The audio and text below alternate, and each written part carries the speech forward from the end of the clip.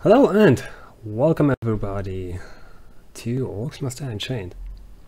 So, we have completed all new maps and completed all Rift Lord maps. Also, as far as I remember, we have done all master maps, 5-star. Now, it's all up for first of your recommendation. If you want to see something with a specific hero, with some specific loadouts for specific maps, it's all up to you. If you have any feedback, just let me know and I will produce as fast as I can some new content. Until then, we're going through hell. So, the apprentice key, not really looking forward to it. I have to see how I can get rid of it. Otherwise, I would like to continue with some Rift Lord keys. Actually, start with some Rift Lord keys. I have no idea where that one came from. And let's start at the beginning, shall we? Actually, it doesn't matter. As soon as we start a key, it will appear in the first row. So let's just get into it. So it's now slightly more interesting because over the past few months I wasn't able to stream, to record any videos, or to play in general. We got a couple of new updates with new modifiers. So I'm actually really curious and excited to see new modifier. Actually, I'm not really that excited to see a new modifier. Oh, it's going to be horrible. But anyways, let's get right into it and see what awaits us. The beginning is already amazing. Decreases rift points to 5. So we don't have a huge security there. We have to do it, or we're done. So, I personally love starting with max, and especially Gates of Thuriquad. It's one of those few maps which I really like to do with max because of the increased money gain. Since I'm not a combo heavy person, or combo focusing person, I need some different advantages, which is the cost reduction of max. So we do have the freedom trinket. I do not remember for what, but either way. So on this map, actually it's a really smart idea to go with a single barricade. It makes way more sense. Due to the fire elementals, we're going to lose at least one barricade anyways, so why not going with a small one then? So, Floor Scorcher. Again, the Floor Scorcher is more of a supportive trap with a debilitation resonator. It's not meant to damage and to kill enemies. It should only support us slightly. So that's why we're going with that one. Viscous Star, always beneficial. It has currently some money enchantment. I'm not sure if I'm going to keep it or not. In the future, I mean. For now, that's completely fine. Then I personally prefer going with some burst damage, so straight up floor spikes. The Arcane Bowling Ball, I'm not 100% sure how beneficial that one is. It's definitely helpful in the south, that's for sure. And there are cases to make about the entrance of the first opening. I'm actually really curious myself. So afterwards, what do we take then? There is an idea for the quarter pounder. I'm not going for the quarter pounder, you will never see this. So I prefer, let's go for the wall trap first. I need this setup. First we go with barricades, then we have the ground traps, then the wall traps, then the ceiling traps, then the support traps. This is what works out of my head. So let's keep it this way. And I personally prefer, well, of course, burst damage is a good one. Also damage over time due to some runners we will have in the last wave. But I still like wall blades because we can take care of the runners ourselves. First up, we are lightning. Secondly, we have a really high refire rate. So there we go. Yeah, I know it took me a while to figure out our advantages. Now I can go with the swing mace. And the last one is either support or some convenience. So, for example, the BGH Ballista completely... It will make our life easier. It will kill rifts, and it will kill mercenaries, and it will also kill bosses. So it's really beneficial to have this one. Also, we could go for a power generator to enchant our money gain a little bit. It would be really great for our economy, but it's not really that necessary. It's not that huge. Also the ballista, it's a really good one for all lanes, without doubt. But I fell in love with the BGH a few days ago again, where I played a map and we had like a mercenary per round, at least a mercenary per round, which was really frustrating at some point. So the Firewall Bracelet is not a bad one. There is no other one that is really that beneficial. I guess the Ring of Storms. Slightly more close range than the Fire Bracelet, but it's fine, it will work out. So this is our setup for the first round. Let's go.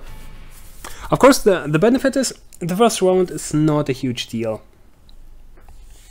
It's actually nothing. Of course, it depends on the modifiers. Reducing rift points to 5 does not really influence the early game for Chaos Trials. So we can go with the usual setup. Of course, we have to play slightly more careful, because we have only 5 rift points, which is really not that great. But it should work out pretty well. I'll just leave this right here. Yeah, let's go with another one. I don't really like that, but actually, let's go with that. Whoopsie. So 3 barricades, I already saved 1. Twice, cut once. We still have to do that at some point. And I do not like how those phantoms are checking out I'll never notice this.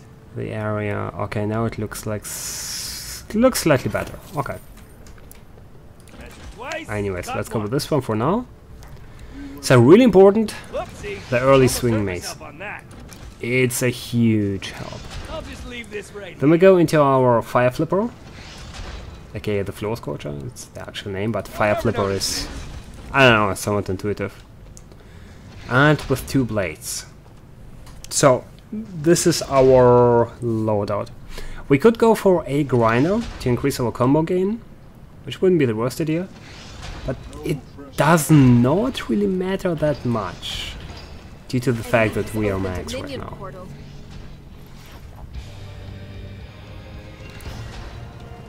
Alright. So, another benefit of Chaos Rush, we have an endless amount of time. We do not care about those 13 minutes. Might influence the time. Yeah, it definitely influences the time. Might influence the coin, the points. God, it took me way too much. Yeah, way too long. But I'm fine as it is. So I personally like a BGH right there. Who do we have? Please be a good one. As the shield, the weak dude. This is the definition of not a good one. But he's diseased. There we go. So in here we definitely go with more money. Again, the longer we play, the more money we have, the safer we are. And there we go. As we see, the swing mace loadout works pretty well. You can see me. What I was about to say, the swing mace loadout works pretty well. And if we so desire, we could wait an endless, well, not endless amount, but for the entire go break duration to get some money. It's like a minute, I believe. Which is already 180 gold. That's not a lot, it will not bring you a victory in the end. I heavily doubt that. But it's something to consider. And let's go. I believe that should be it. The swinging mace will take care of everything that is relatively weak, while the burst damage traps are going to kill fireworks in the future. That's the hope.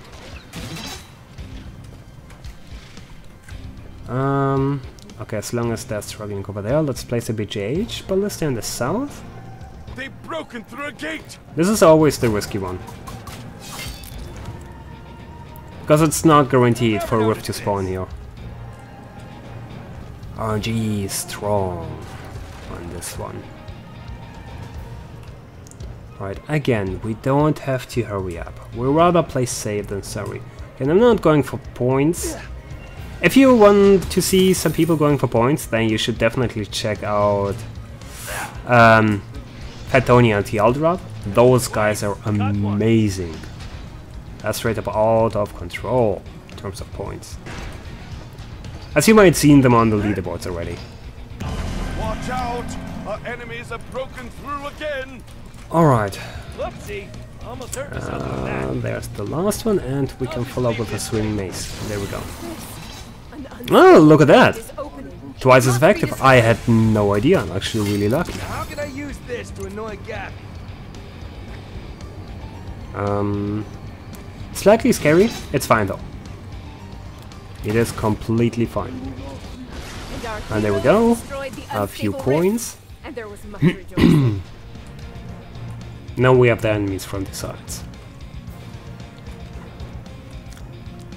I am thinking to place a few more blades. Which is the right course of action? But I still have some doubts.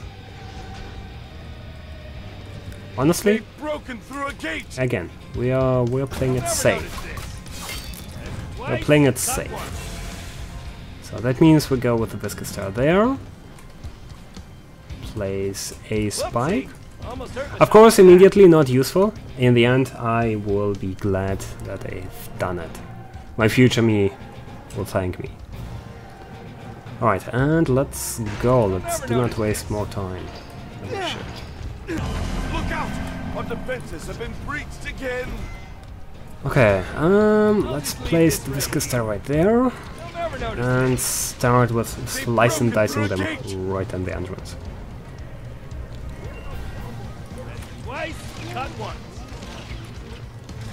Again, not really a huge combo generation there. 3 is fine, 3 combo is fine. I can live with it. I definitely can live with it. A lot of so-called elite players cannot live with it. I can live with it. Okay, without the Pyromancer, it's not a big deal. Honestly, I don't know the real name. Might be not Pyromancer. Although they are Pyromancer, they fit into the definition of Pyromancer. Plus they're demons. aka fiends.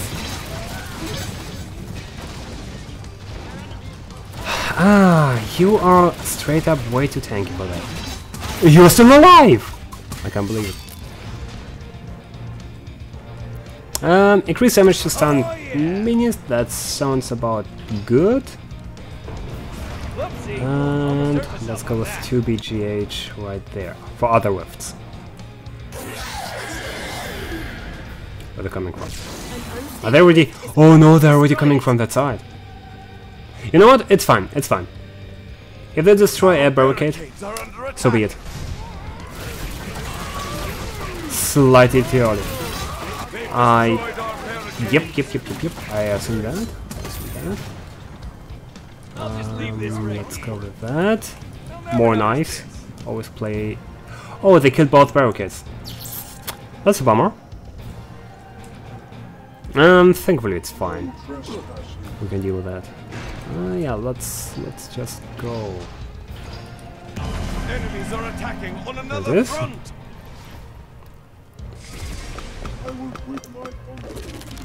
Risky. It's not bad. They've broken through a if you believe it or not, it is not bad. Now we have to wait for him. We have to stand him close to the Guardian. Booyah! This is how it should be. This is the way how you deal with a dude. With this dude, I mean. There we go. Swing mace. Slightly beneficial. Again, not the greatest strat. It will do the job though. That's the most important thing. Also, let's go with another swinging mace. That's a crystal, let's just remove it, just in case we have to pass. To cross this direction. To go through this direction, you get the idea. Now we'll wait again. Only a little bit. Even if you're going for part-time, you can wait for this wave. The actual wave that will cost time is the one in the middle. This is the one that should die ASAP. Even before they leave the opening. And there we go, tier 4. 30% primary attack damage, changed to 1 additional enemy. It's a damage increase by straight up 30%, plus you have AoE. First off, due to the explosion of lightning, plus 30% to an additional enemy.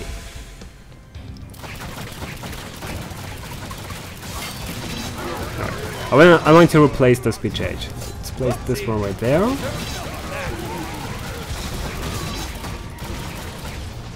And he will be sold.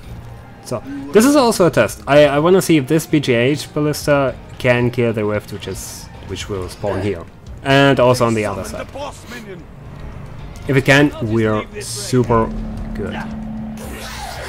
Alright. Oh! There we go. And as you have seen right there, another benefit of lightning is the smaller minions of elementals will not spawn. I mean, they will spawn, but due to the lightning explosions, they will die immediately, which will make life a lot easier. So let's go right there. Oh yeah, and by the way, the ballista totally killed off the rift, which is an amazing placement. Remember this placement. So in order to create a self-sufficient lane in the middle, you need only 3 ballistas instead of 4. I always made the mistake and placed 4. That's the proof it works out with 3. So let's go with more knives. Also more spikes in here and more knives there. And we are ready. So time-wise not that great. We could focus on time slightly now.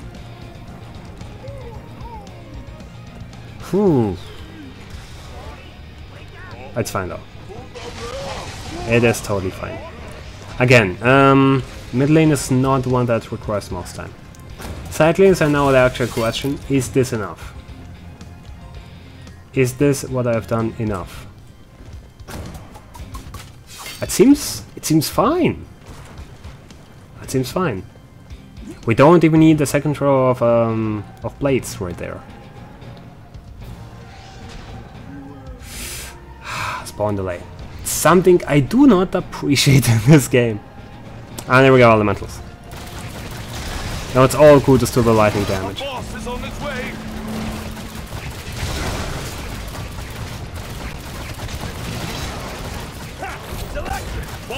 There we go, 10,000 damage, life is good. Oh, stay still. So Earth Elementals have the highest priority. It's wave 10 that will cause the most issues. They will just run through your entire kill box and activate every freaking trap without dying. So be aware of that. Not a pleasant sound. But it's fine. There we go, this ballista does a good job. So we also could go with another swinging mace to reduce the time. Oh, jeez. To reduce the time for those guys. I think I'm going to do that. So it's the mace right there. Let's go with the viscous steroid here. A few blades, spikes. No spikes? Spikes. So. Alright, left side worked out pretty good. Armored Ogres, of course, slight issue. Because the primary damage output is physical from my traps. So 1 minute for the last wave. I don't think this is power. It shouldn't be power. It took me too much time.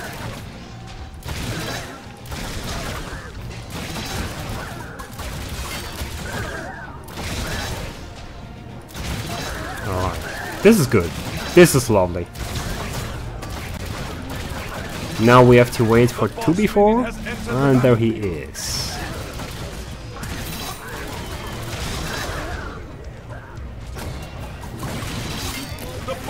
Oh, I thought the swing mace blocked my shot. That scared the shit out of me. Alright. So those lanes should be all fine, I believe. There we go. Our barricades are under. They've destroyed our barricades. This didn't happen in quite a long time. Huh, I'm surprised. That it didn't happen in a really long time. The past 6 or 7 runs on this map, they haven't attacked the barricades. Or I went for an extra defense. I don't know the actual case anymore. But alright, there we go. I believe we even achieved 5 stars. I didn't pay attention to it. But there we go, there's the key. 1.4 million coins. Don't know if this is good. So, no mana drops, does not concern me. Control results. Increase minions' ability to resist control effects by 50%. Oh! This is bad. This is really bad. I mean, of course, we can work through it. But it's so bad. Alright, anyways, next map is tier 2, and it's on Castle Gates. So be excited for that. Anyways, that's going to be for this episode. I hope you enjoyed it. Thank you for watching, and I hope to see you tomorrow.